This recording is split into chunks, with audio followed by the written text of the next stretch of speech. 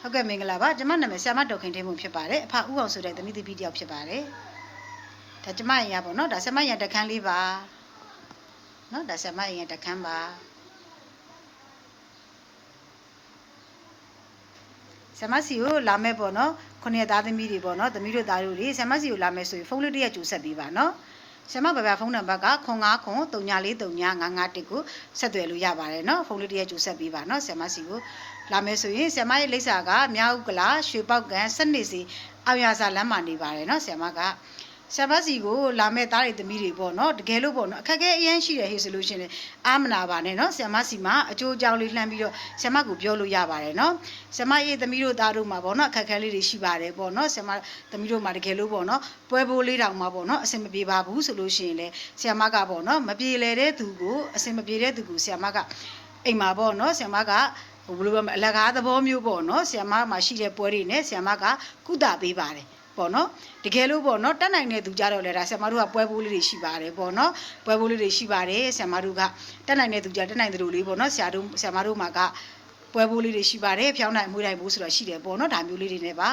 တကယ်လို့ပေါ့နော်မရှိတဲ့သူကြတော့လေဆရာမတို့ကဒီလိုပြန်ပြီးတော့ကုသပေးရပါတယ်ပေါ့နော်ဒါကြောင့်မလို့မရှိလို့လေအားငယ်စရာမလိုပါဘူးပေါ့နော်မရှိလို့လေ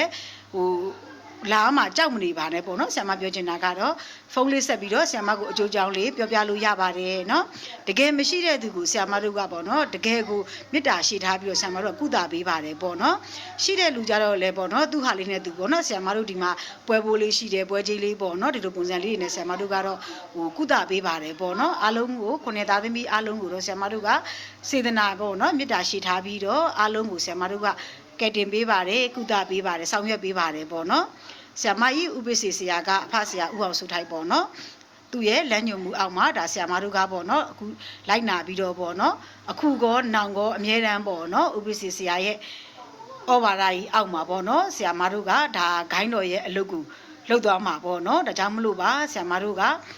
မရှိတဲ့သူဆိုလို့ရှိရင်လည်းဆရာမတို့ကဒါအပွေလေးဆုံးပြောရရင်ပေါ့နော်ထမင်းကျွေးပြီးလည်းကုပေးပါတယ်နော်လမ်းစိတ်လည်းပြန်ပေးပါတယ်ရှင်နော်အားငယ်စရာလည်းမလိုပါဘူးနော်အရှိကိုအရှိတိုင်းပဲရရဝင်းဝင်းဖွင့်ပြောပြီးတော့တိုင်တိုင်မင်းမင်းနဲ့ဆရာမတို့စီကိုဆွေးနွေးလို့ရပါတယ်ဆရာမတို့ကကူညီပေးပါတယ်ပေါ့နော်ဟုတ်ကဲ့ကျေးဇူးအများကြီးတင်ပါတယ်နော်ဆရာမစီကိုလာမယ်ဆိုရင်တော့ဖုန်းလေးတစ်ရက်ကြိုဆက်ပေးပါနော်ဒါလေးတော့ဆရာမပြောကြားချင်ပါတယ်ကျေးဇူးအများကြီးတင်ပါတယ်